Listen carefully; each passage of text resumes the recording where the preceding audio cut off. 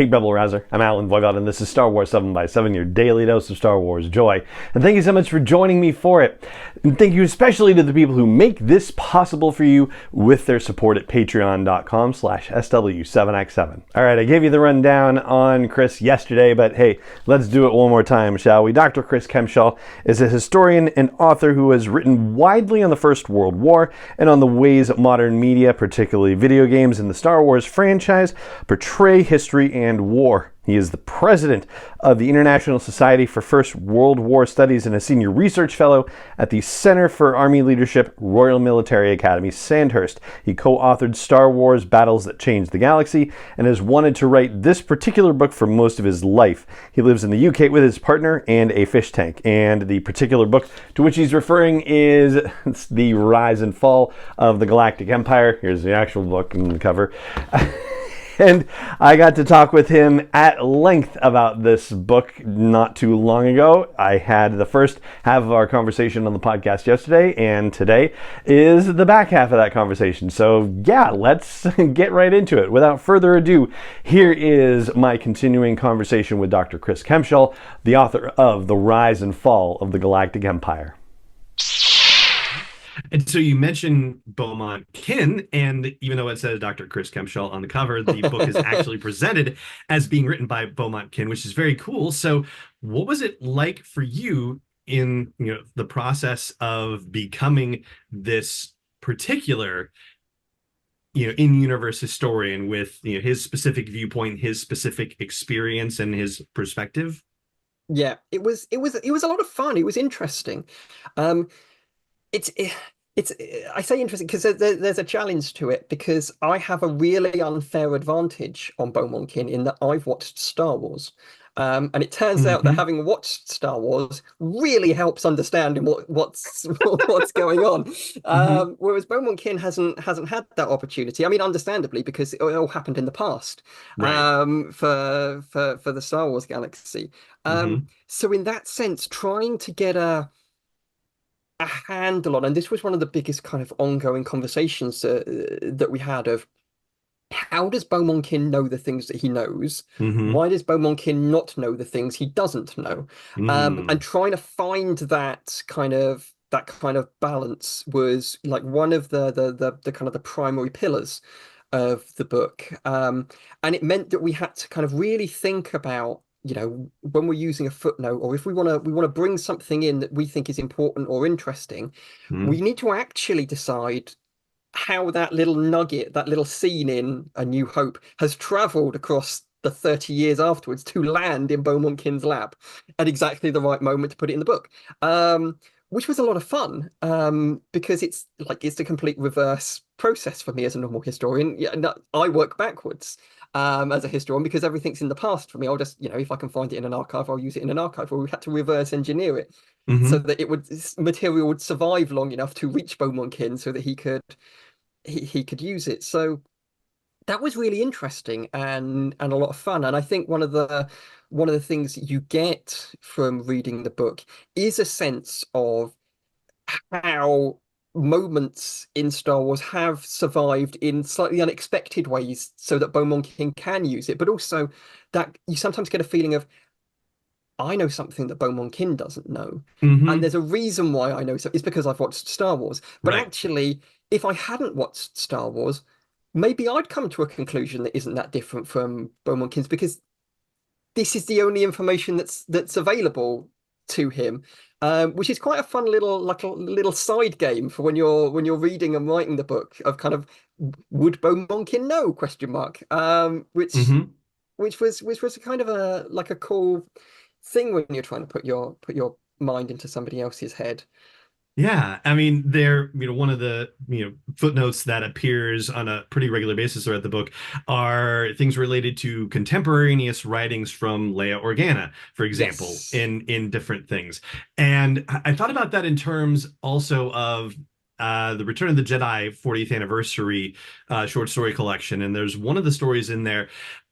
There are interviews being conducted, like in the midst of preparing for the Battle of Endor. Yep.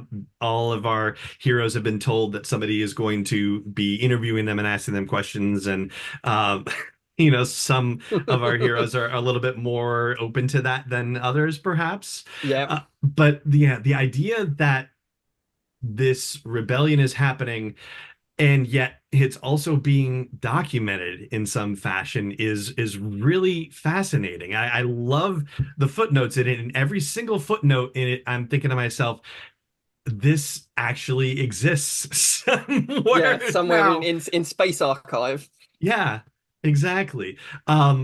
So I uh also, in regards to that thing with like Princess Leia, I what I love about those kind of interviews, and because I really like the from a certain point of view collection, is Princess Leia has always, when you think about it, it completely strikes me as the type of person to go, yes, this is important. Yes, I will mhm, sit down and I'll do this. Somebody like Han Solo is like, oh, come on, give me a break. yeah. Because I could imagine Harrison Ford saying, oh, come on, give me a break. Whereas Yep. Princess Leia was like, actually, this is, we're fighting this rebellion so we can win. So we have to think about the afterwards. And I am a statesman. I'm a politician. I was a senator. This feels like it would be important, Mhm. which is like a fun thing because you get a little feeling of some of the characters who might buy into it. Yeah, absolutely. All right, so of the chapters, and if it's, a whirlwind at this point, I don't know if you'll be able to answer, but which of the chapters were the most fun for you to write and why? Oh, it's a really good question, but it's a really hard question because I've got like favorites scattered throughout the book. I mean, some of the chapters, focusing on like the actual inner workings of, what's it like to live in the Empire. Hmm. Because I And think, go ahead we've and got, scatter, by the way. Like if yeah, it's yeah, not a yeah, chapter, but if it's bits within, yeah, scatter. Go ahead. yeah. Were super interesting and important to me because I wanted to show what it felt like in particular moments and what might it felt like when the Empire knocks on your door at 3 o'clock in the morning, Hmm. and what that might mean for both for you and for your next door neighbors, and that sense of I wanted to produce something for the readers that when they look at it, it's like we are going to actually look at the Empire. We're not going to blink, we're not going to turn away. We know we call it the evil Empire, but let's actually look at and see what that means when you're up close. Those were really important to me, and so I've got kind of quite a soft spot for them. But weirdly, I have some other favorites. So the Battle of Hoth and the Battle of Endor chapters are big favorites of mine. Not necessarily so much because we're doing anything particularly new in them. The battles that changed the galaxy covered the Battle of Hoth and the Battle of Endor, and they're in quite notable Star Wars films. But they gave me an opportunity for Beaumont Kin to show himself doing historian things. And Mm. I don't want to do spoilers for people because I want them to read the book. But there are moments in each of those chapters where Beaumont Kin's basically saying, I'm not sure actually what's happening here, but I'm going to present you with some thoughts and some evidence, and then we're going to have to, each of us individually is going to have to make a decision about what we think is actually happening here. Hmm. And I really, really wanted to show that in a book like this, that sometimes being a historian isn't just I know everything that's happened, I'm a genius, read my book. In that actually Hmm. sometimes go, I really don't know, because column A really heavily contradicts column B. Hmm. But I will present to you column A and column B, and I'll explain to you why I think one of them is more likely than the other, but I cannot say for sure. And I liked that. I wanted to do that in a history book to show Beaumont Kin doing his workings in full view of everybody, to show this is exactly how historians approach a problem. Yeah, and you actually do that too, even just from the jump with Palpatine and what little is known about his history and who he was, and having to kind of construct a personality portrait of him Yes. based on everything that we see him do during the time of the Empire, which then becomes increasingly difficult as he becomes increasingly secluded and Yes. steps away from public view in the galaxy. Yes, he spends all of his time at home playing solitaire on his computer, I'm sure that's or exactly whatever what he's he's doing in his doing. spare time. Yeah. And sending a little electrical shock into his laptop every time Yeah, that, two hearts gets stuck at the bottom of a pile that yeah. can't be moved. What a piece Yeah. of work. Oh, goodness. And that I think also just was one of the surprising things about the book for me was that, and maybe it was partly because of the fact that I have an emotional investment in Star Wars in general, but I felt like you writing it had an emotional investment in it as well. And writing as Beaumont Kin, it was clear that Beaumont Kin had an emotional investment in the material at some level as well. And so, I mean, is that I'll say, is that usual for a historian writing to bring sort of an emotional perspective into the work, or is Yeah, that, I mean, a sort of subsection of, some type of historians write things this way? yeah, I think it's probably fair to say that some types of historians write things that way. But I think it's also important to show that historians, when they write a book, are making an argument, and Hmm. sometimes it doesn't necessarily appear that they're making an argument. In the way that either it's written or the kind of facts or evidence is presented. But every history book is a prolonged argument. So in that sense, it felt like it was worth, and it felt the more I thought about Beaumont Kin, that he, in this particular situation, he would be the type of person who would um, put put his cards on the table pretty early on and go, this is a situation that I'm in, this is the thought process that I'm in, and this is the argument and the history that I want to write, and be very kind of open about that on the outset, because once that's said, you can't criticize a historian for going, oh well, actually, then you're just using your opinion. It's like, yeah, if I'll direct you to page one of my book where I say this is my historical opinion, is that you can disagree with it, and people may read it and disagree with some of Beaumont Kin's decision making and the like, but I don't think you can criticize him for putting it in there, because he does exactly what it says on the tin. This is what I'm going to do, and then he does it. Right. Yeah, it is such an interesting experience to read the book in that way, because it is a history of a fictional story presented Yes. as though it is legitimate. I mean that in, the kindest way, like Yeah, that yeah, it yeah. is. This is just what, like it's an actual history book. Like it's intended to be presented as, oh, somebody in a school, on Coruscant or, Tatooine or anywhere in the galaxy might actually read this book at some point. And yet, there's all this there's all this meta experience about it as well, the idea of how a historian approaches things, and but it's this character and the decision that it's the character that's approaching things this way, and how that translates to how people do this sort of thing in real life as well. Like it's just an interesting circle that everything revolves around. Yeah, and there's some of those are circles within circles of finding the right moment and the right balance for these things to appear was fun. It was a lot of fun. So how do you hope readers are going to respond to the book? So that's a very good question. Um, so in your very kind review that you put out the other day, where you talked about it being a history book, but you also said that you found it. I think you said you found it something along the lines of you found it like surprisingly moving or surprisingly powerful or something like that. In that we kind of, and again, I don't want to. I'm not gonna spoil anything for the readers, but we didn't lie to people about the book. We didn't explicitly explain what it was. Hmm. By calling it a history book, I think people will approach it with a certain kind of mindset in their mind, and about what it is that they're going to read, and they're definitely going to get that it is a history book about sitting Hmm. there in Oh, universe and in I Star certainly Wars. did too. Yeah. Yeah, yeah, yeah. But that's not all it is, because Hmm. Beaumont Kin is very, very important to the book. So the thing that I want readers to do is, and it sounds like a very odd phrasing, I want them to get it. I want them Mm. to get to the end of it and understand what what it is that they've just read, understand Beaumont Kin's reasons for writing it, and understand where Beaumont Kin is at the moment, and why the book exists in the Star Wars galaxy. And that's what I want them to get out of it. I don't necessarily want people to, break down in floods of tears and have a life-altering experience. I mean, by all means, please do. But it seems like a lot to expect of people.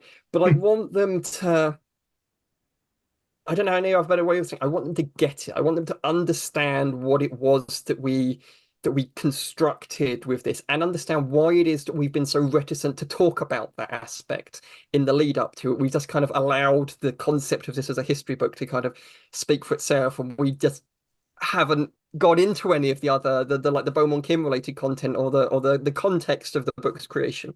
And I hope that comes as a fun, pleasant surprise and moment for people.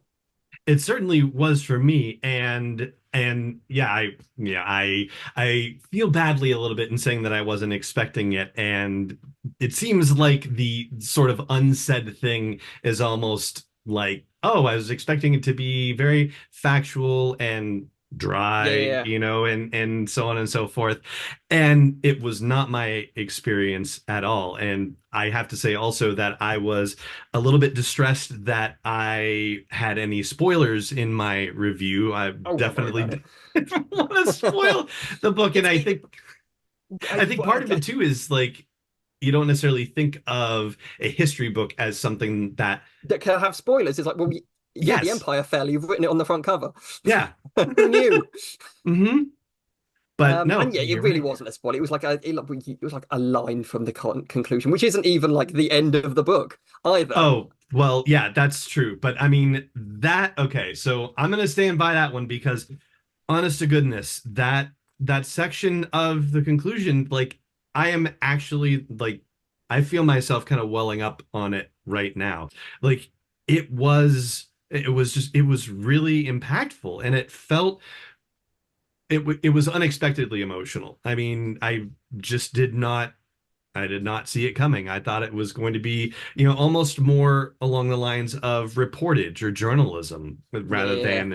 um, rather than somebody's, deep emotional investment. And I think that was one of the things that ultimately I enjoyed most about the book is like it was clearly from a fully realized character's perspective and that you were inhabiting that character so fully, which also then, if I'm gonna see if I can make you blush, like it I mean, I know you as a nonfiction writer, and so to me, that writing definitely strays into, the area of fiction because you are creating a character. You're Yeah. creating all of these elements of his backstory about who he is and what matters to him. And I didn't know you had it in you. It's not that I didn't Understandably believe so. if somebody had told me like, I think Chris is going to do this, I'd be like, I mean, I haven't seen him do it, but I bet he could do it, you know? And you had it in you in spades, and it was so fantastic to experience. I mean, I've had conversations with you and I feel like I have a sense of who you are as a person, and yet I felt like I experienced a new depth to you as a person based on reading that. And it was really awesome. So, yeah. That's very kind. I think, and in that sense, I think Lucasfilm and DK put a lot of trust in me that I Mm, could do the thing that I told them that I wanted to do, hmm. because exactly as you said, they might go, yeah, maybe. But how much do we want to risk on this? Maybe Chris can write this feeling. And it turns out they were prepared to risk quite a lot on this feeling that I might be able to do this. And a large chunk of the very, very end of the book I had written before I'd written the book. And before I'd even started on the book. So when I was putting parts of after the contract was signed, bits and pieces of like the next stages of the proposal included to DK like chunks of what so this is how the book's going to end. This is the first line of the book. Here's a little bit from a couple of the other chapters. So I always knew this was all roads were leading to this bit. I just had to get Ah, there. hmm. Um, and some of that kind of I discovered along the way as writing it, and some of it was kind of heavily pre-planned. But it's like this is the only way that this can end is like this. It's beautiful. I'm so glad you shared that with me too. All right, so it is the Rise and Fall of the Galactic Empire. I It have the is. jacket here because I, take it off the book when I'm reading it. And God, the jacket is beautiful. The person who did the front cover design. Oh my Oh, gosh, yes, absolutely. And even the Death Star on the back of it too yeah. is just, yeah, oh, it is absolutely wonderful. And then all right, so and this person's name is not on the jacket. All right, well then I'll make sure that It's in there somewhere, I think. But yeah, they I'll are an add absolute it genius. I'll add it in the show notes as well, just to make sure that that person gets adequately credited for it. And we Um, salute them for it. Yes. So, Dr. Chris Kempshall, uh, thank you so much for your time today. For anybody who wants to keep up with what you're doing, whether it's Star Wars related or not Star Wars related, where can they continue to find you on your journey?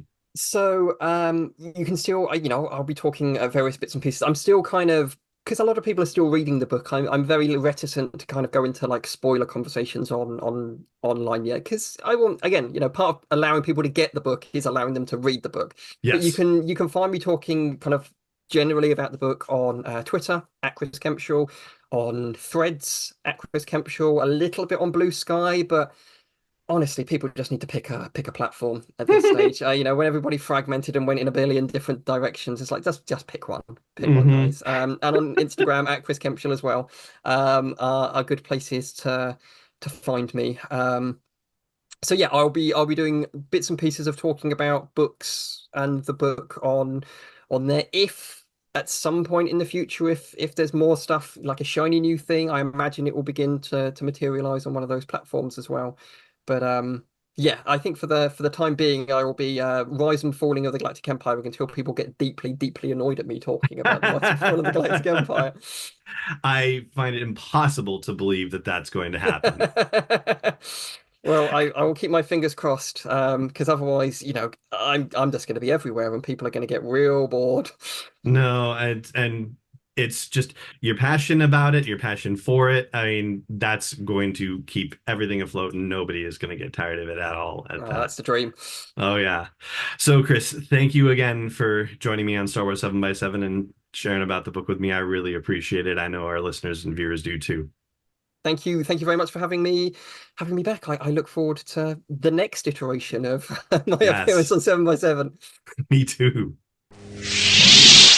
And there you go. That is the end of my conversation with Dr. Chris Kempshall, the author of The Rise and Fall of the Galactic Empire, and that is going to do it for this episode of the podcast. If you enjoy the show, please help me get it out to more people who might like this daily dose of Star Wars joy. You can do that by telling people you know online or in person, by telling the algorithms with your likes and comments and your ratings and reviews and your follows and joins and subscribes. And you can even help me as an independent creator keep producing this podcast. And you can learn more about that at patreon.com/SW7x7. And it just remains for me to say thank you so much for joining me for this episode as always. And may the Force be with you wherever in the world you may be. 7 by 7 is not endorsed or sponsored yet by Lucasfilm Limited, Disney, or 20th Century Fox, and is intended for entertainment and information purposes only. Star Wars, the Star Wars logo, all names and pictures of Star Wars characters, vehicles, and any other Star Wars related items are registered trademarks and/or copyrights of Lucasfilm Limited, or their respective trademark and copyright holders. May the Force be with them. All original content is copyrighted by Star Wars 7 by 7. We hope you love it.